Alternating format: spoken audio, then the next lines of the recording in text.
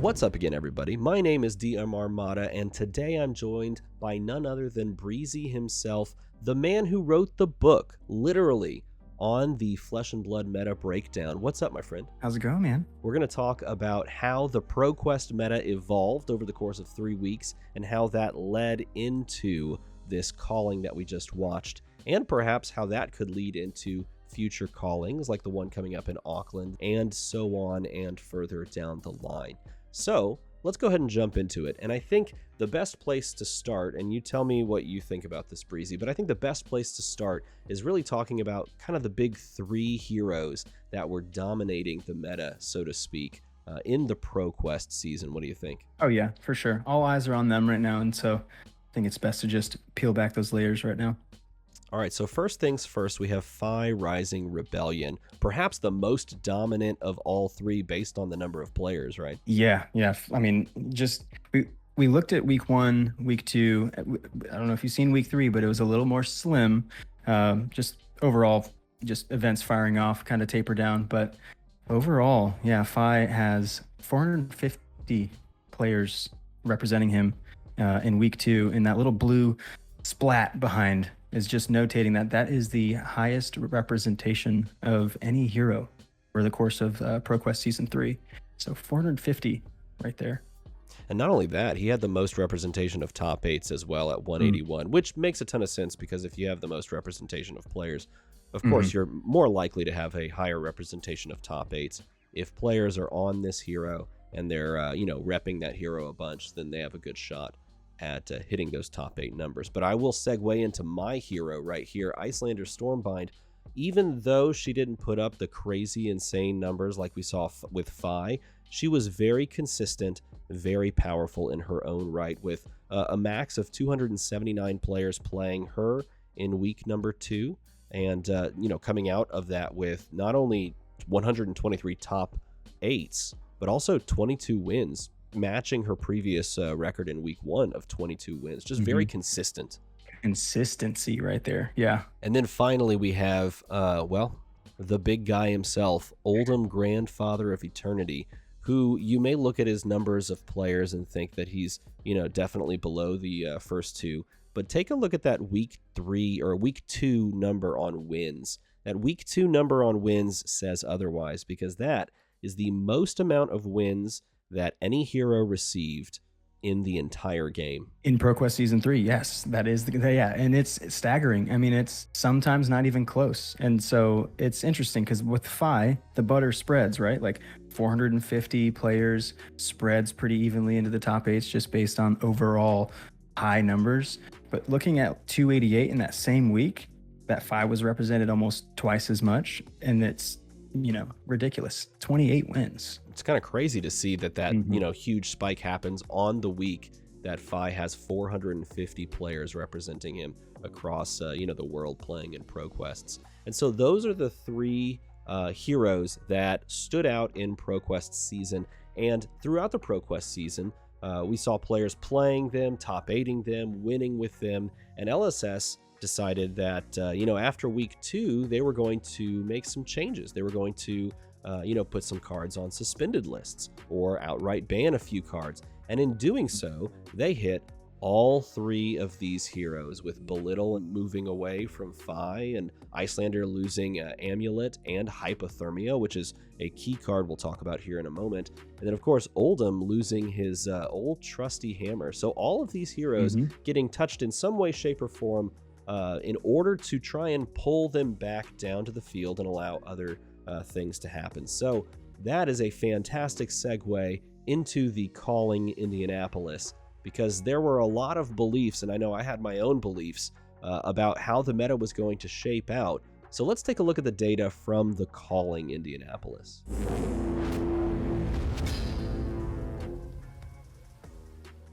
So this is the breakdown of the Calling, and I took all the data that was posted in all the variety of places and compiled them onto one sheet, and I had a grand old time, like putting things in places and making them turn sideways and doing all the fancy stuff.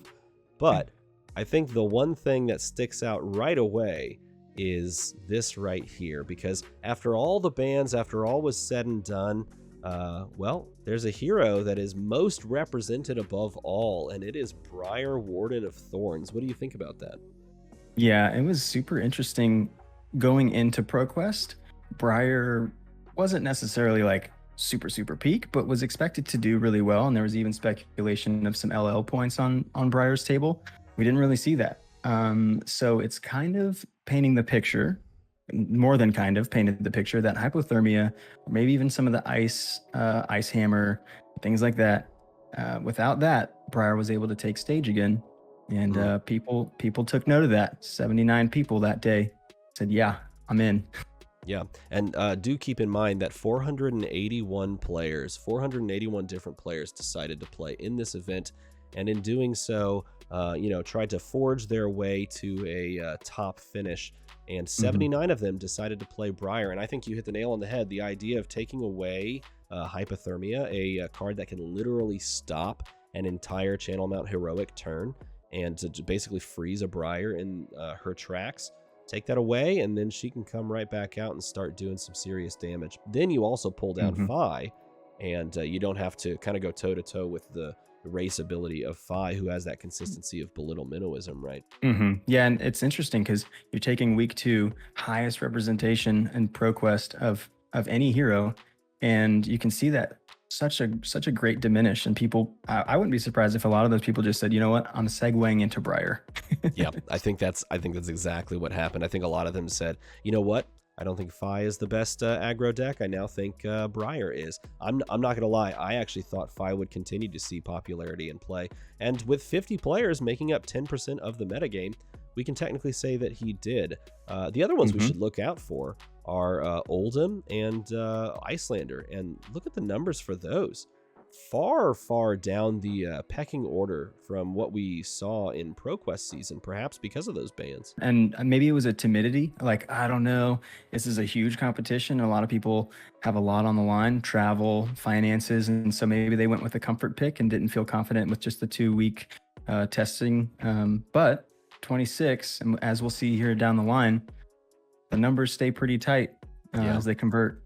Yeah. And interestingly enough, I do want to point this out that around the time of the ban, a little bit before the ban actually happened, where the ban and suspended announcement came down and really kind of removed the weapon for Oldham, well, a new type of Oldham list kind of popped up and perhaps resurfaced for some.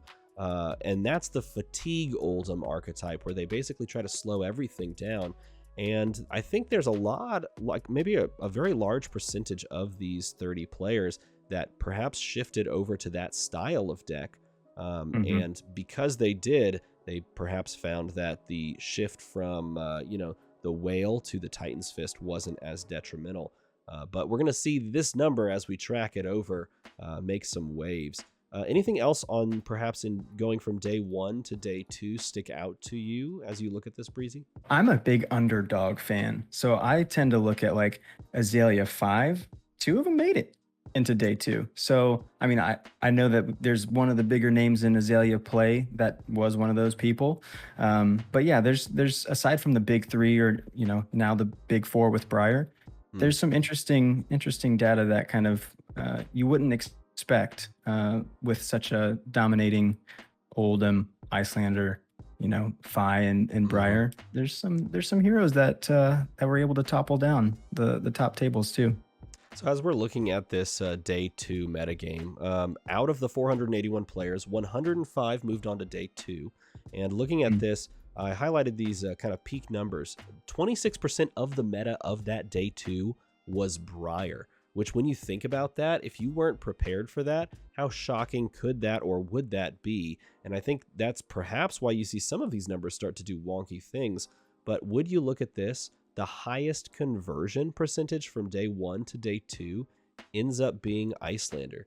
Yeah. Consistency is not nerfed or nuked at all by taking away the two cards temporarily, because 50% conversion rate, 13 players out of the 26 moved on to day two. Yeah, and what we saw on stream is, I mean, you have to find a slot for some of the cards that were removed. And there was just a strong pivot into just disruption. Like Red Winter's Bite And so, you take one tool out of the toolbox, but Icelander was able to find something sharper. And, 50%, those people that stuck true to Icelander and tested, you can tell that commitment carried them through. Yeah. It's the same type of thing with the 40% conversion rate on Azalea. The players that know how to play that hero, know that matchup, know the just the deck in and out, are converting into day 2. But huge shout out, by the way, to these top 32 numbers, because these were compiled by members of the community that were there. And these also paint a really interesting picture, because it's at this point, and I am going to change this because I think this is really important to note. So just doing some, kind of math things. Everyone get excited for the We do it live. things. Doing it live. Once we change to top 32, so this is cutting down in day 2 from 105 players to our top 32. Some interesting things start to happen, and if you're an Oldham fan, well, this is where you start to clap your hands, because look at what happens moving into top 32. Yeah, exactly. So we've got 8 Briar, 8 Oldham. Oldham, when you're starting with a number like 30 in day 1, yeah, it's that's what do we have here at the conversion rate? 67% conversion rate. And it goes to show it's kind of the same picture that we saw in ProQuest. Not a lot showed up, but the ones that did converted very, very nicely. Those who made it from day 2, like made into day 2, 67% of them made it into the top 32. And you can chalk that up to a variety of things. Comfort, skill level on deck, that sort of thing. Could be deck's incredibly powerful. Could be that the new variant or version of Fatigue Oldham wasn't properly teched against by a lot of people. It doesn't matter really how you chalk it up. It just means that Oldham still showing he's got the stuff, because once you look at this top 32 data, it really starts to scream that Oldham begins to dominate the field, because when you move into top 8, and I'm sure there's a couple of those really kind of nail-biter win and in type scenarios. I know of at least 2 between like a Briar and an Oldham, and perhaps a Lexi and an Oldham.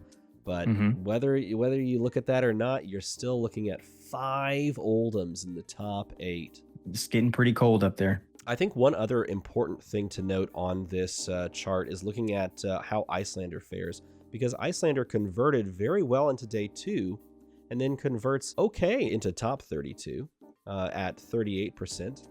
Weirdly enough, Dash actually converted really well into top 32, but did not make the cut into the top 8. Icelander is able to kind of move in with 2 players. One of them absolutely crushed me in some games recently, and the other one happens to be the champion of the world. All of the world. All of the world of Flesh and Blood. That's what's interesting too, is when you start to realize that arguably one of the best players in modern day Flesh and Blood started in day 1 as one of 26 people, and there was, in his mind, there was no hesitation that he was going to be in that top 8, and by golly, he did it. Not only did he do it, but and we didn't need to write this out, but he ended up taking the win over it all and over everybody, which was very exciting. I watched all of those top 8 matches. I watched as much coverage as I possibly could, and those top 8 matches were phenomenal. And he really kind of put on a clinic on how to play that deck yet again. But these numbers really kind of show how this metagame has changed after the bans, after the suspensions, and how, something like a Briar, who was kind of being held down by a card like Hypothermia, can just shoot up out of nowhere and possibly give these other heroes a run for, their money. To your point that you made earlier, as we go into Calling Auckland, these 3 heroes are going to be the big ones, but will we see more Briars? Because maybe there's a less of a skill set in Icelander, vice versa with Oldham, so these 3, I think, are going to be the big topsy-turvy. One's going to lean heavily into the other, and so it'll be interesting to see how worldwide this meta plays out. And I am very curious to see if some other heroes down here kind of push their way back into that fold. Maybe there's a Lexi out there that can cross the finish line and push their way into the top 8 and then start doing some crazy things. Or this is one that I really thought would come through in a more fatigue-centric meta, Dash, that could play more of a hybrid style. Yeah, and so, maybe that extra week post-ban and suspension that we in North America didn't get is going to maybe shift a whole different scenario for future events, especially coming up in Auckland. I am really excited to see how the next calling plays out, because I do think that there's going to be a lot of people that watch the results on this and perhaps gravitate towards Oldham because of, you know, maybe that fatigue list, or maybe just because they feel like he's going to be a slam dunk based on these numbers. But I think there's going to be even more people trying to target that deck in interesting and new ways, and that's what I really want to watch, is this back and forth, perhaps ebb and flow of the metagame. And that is why we made this video, and hopefully it's what we get to see kind of play out in the calling at Auckland. So if you enjoyed this video, make comments and likes and things rain from the sky on the Flesh and Blood official YouTube channel. Leave comments with what you think about the current metagame down below, and tell everyone that Br33zy is the coolest meta writer in the world. He's the coolest. We'll see. Oh, if I get the invite back, we'll see. As always, everybody, thanks for watching.